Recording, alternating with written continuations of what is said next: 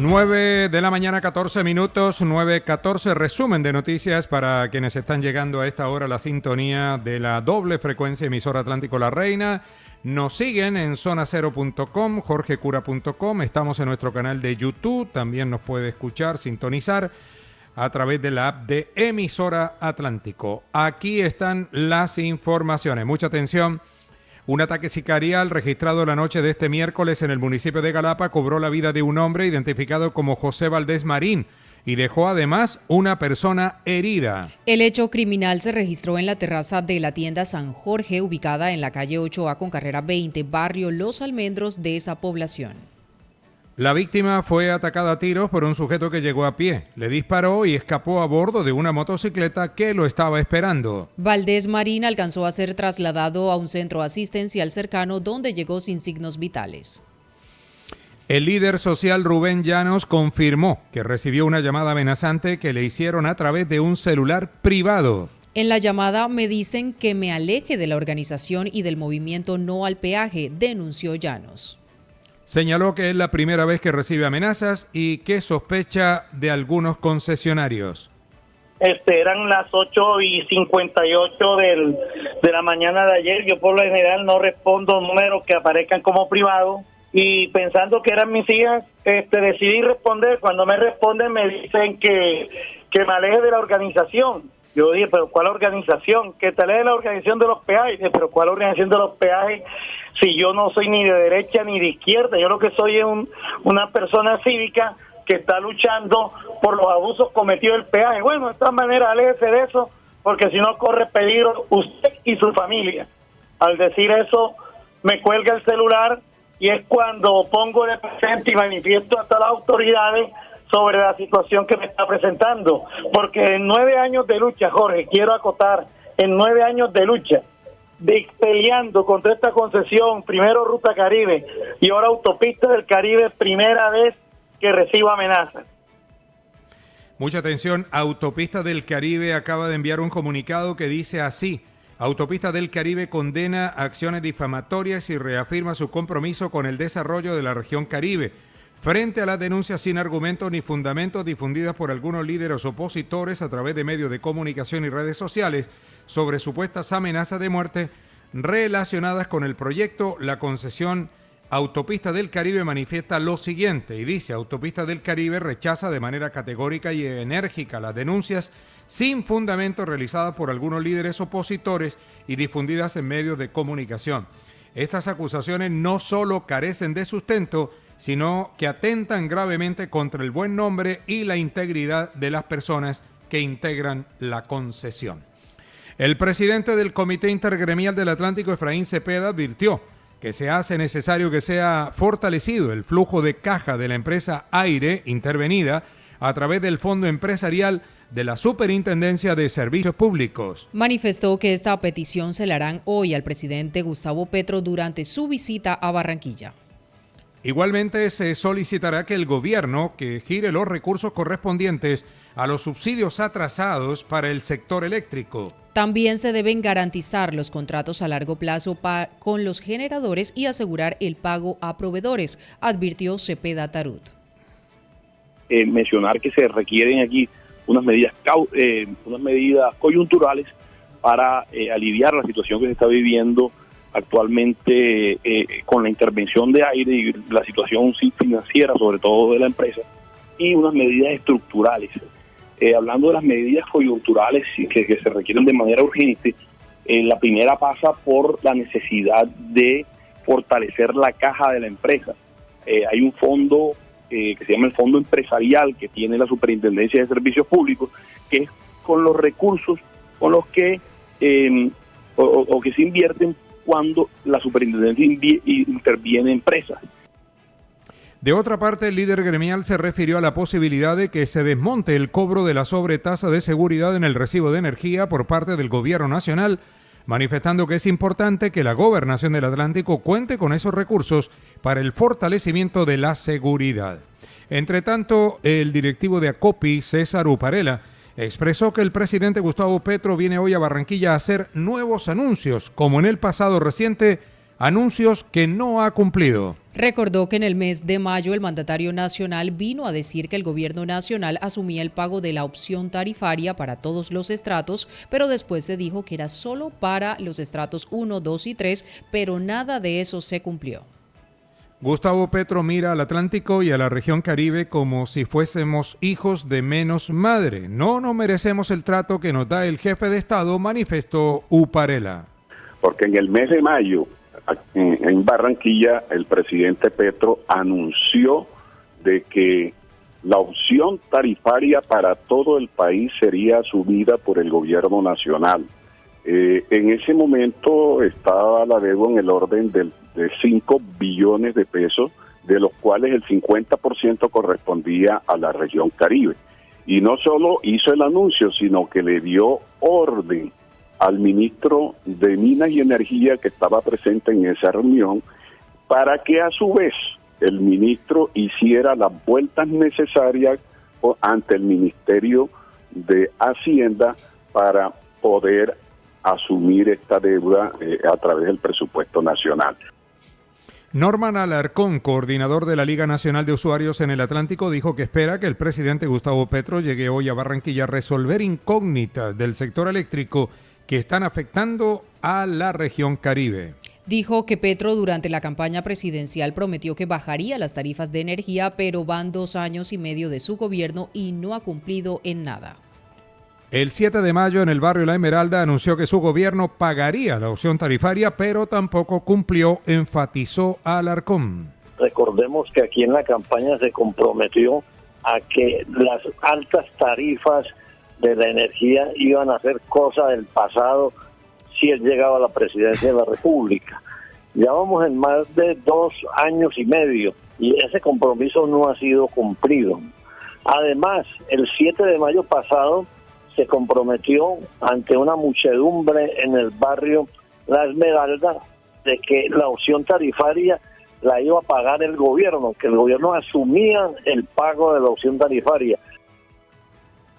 La presidenta de ACOPI en el Atlántico, Rosemary Quintero, advirtió que la propuesta del presidente nacional de esa agremiación de un aumento del 5.2% en el salario mínimo para el 2025 no representa el planteamiento del Consejo Gremial Nacional. Manifestó que el presidente de ACOPI es nuevo de estar en el cargo y que de pronto está apagando su novatada, y advirtió que se debe continuar la negociación en la mesa de concertación con los demás gremios y trabajadores.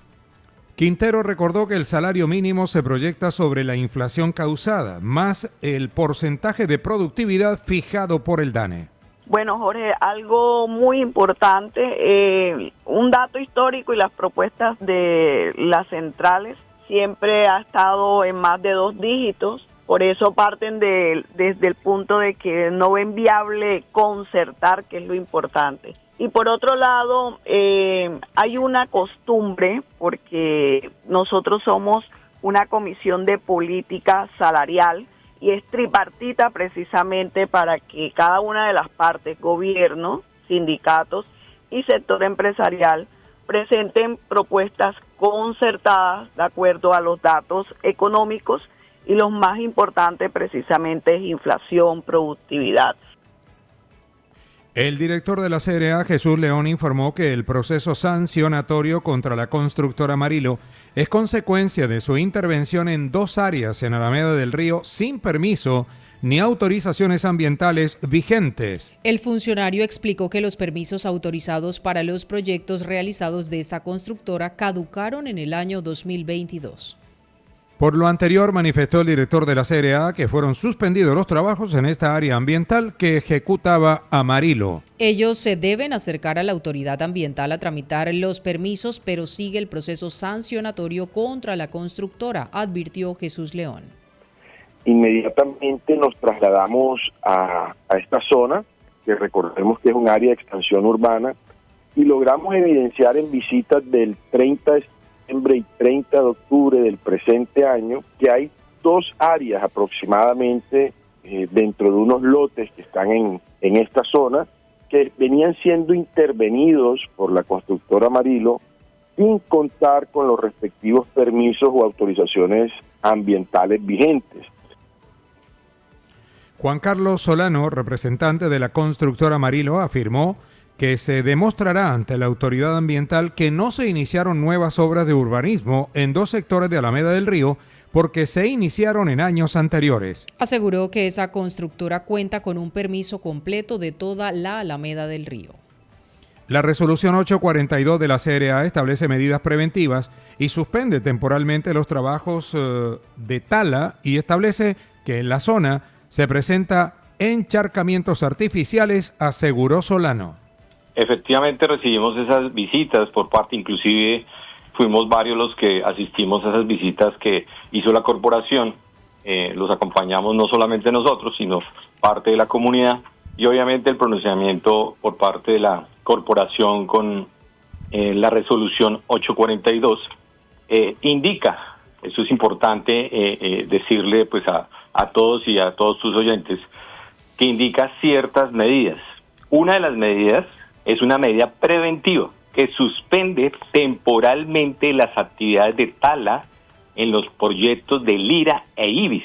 Son los mismos proyectos que tú acabas de indicar con las direcciones que tú acabas de decir y efectivamente lo que indica es una suspensión temporal de las actividades de la tala. Eso es importante decirlo porque no habla de obras de urbanismo.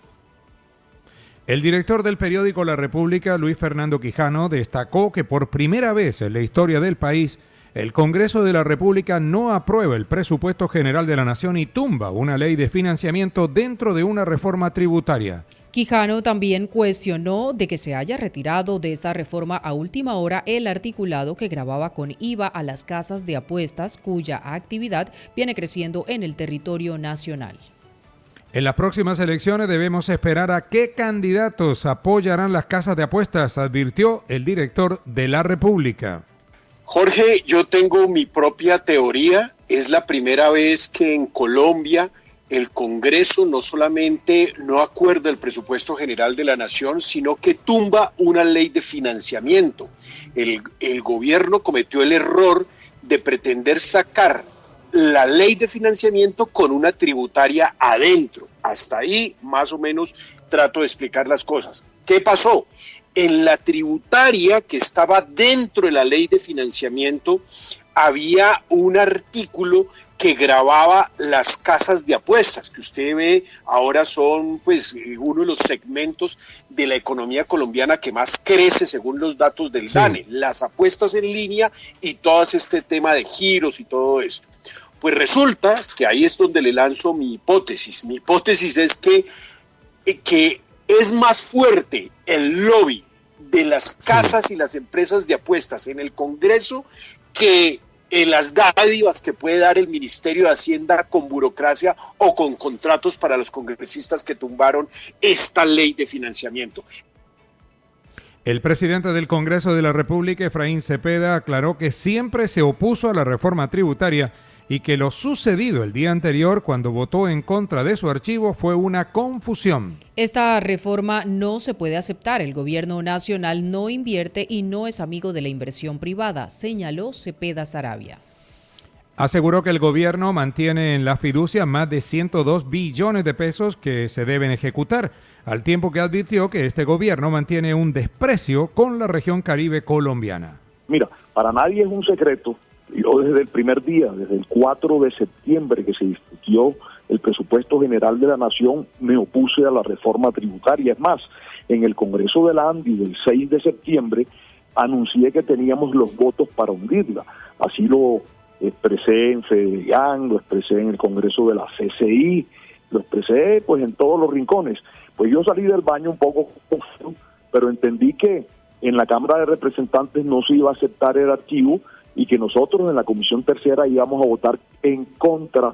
Era la propuesta del gobierno nacional y teníamos para ello 11 votos. Por eso nos correspondió explicar el voto. Yo aquí quiero destacar la independencia del Senado y de la Cámara de Representantes, que realmente supieron decirle no a una reforma nociva.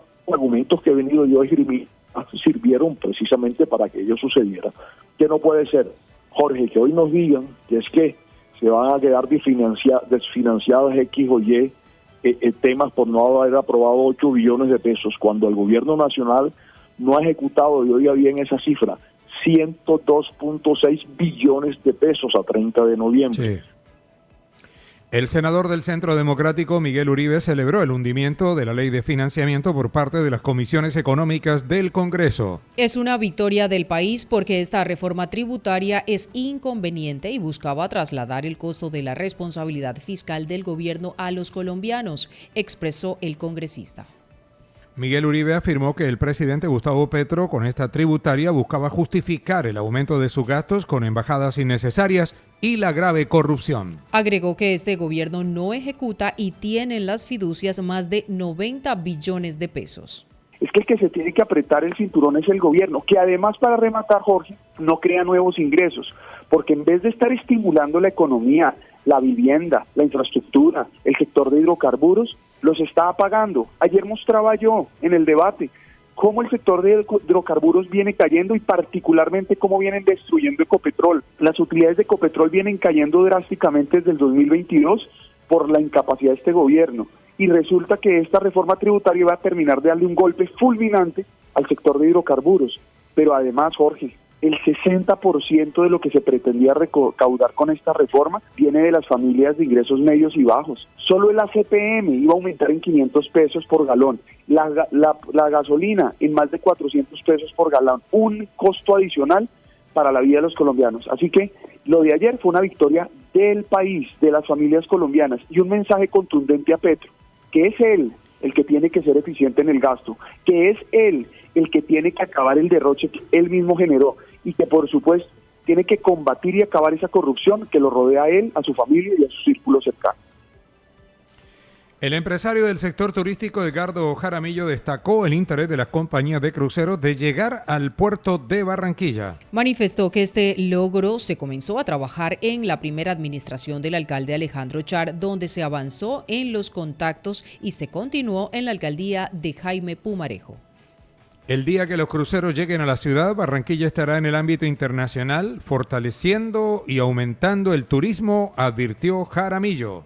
Para llegar a eso hay que hacer unos procesos. Por ejemplo, se cogen los barcos y se modelan los barcos en unos sistemas para ver los empujes de los vientos, sobre todo por las condiciones climatológicas que tiene Barranquilla y la entrada al canal de acceso. En ese momento encontramos un interés de unas compañías medianas a pequeñas de alto nivel, de turismo de alto nivel, como Samara Cruise, Silver Line, todas esas que son barcos medianos que tienen menos riesgo de entrada, tienen menos vela. La vela es la altura del barco, Jorge, que al tener un ser de esa altura, los empujes de los vientos los llevan a tener algún riesgo sobre el canal de acceso. Todo eso se avanzó hasta llegar a ese punto. Después también hubo interés en la alcaldía de Pumarejo y se llegó hasta el punto donde se iba a modelar los diferentes barcos que entraran a Barranquilla. El dólar pierde valor durante 4 días seguidos. Ahora pierde 28 pesos con 77 centavos. La divisa norteamericana flota en 4.332 pesos con 45 centavos. La tasa representativa del mercado para hoy, 4.361 pesos con 22 centavos. 9 de la mañana, 33.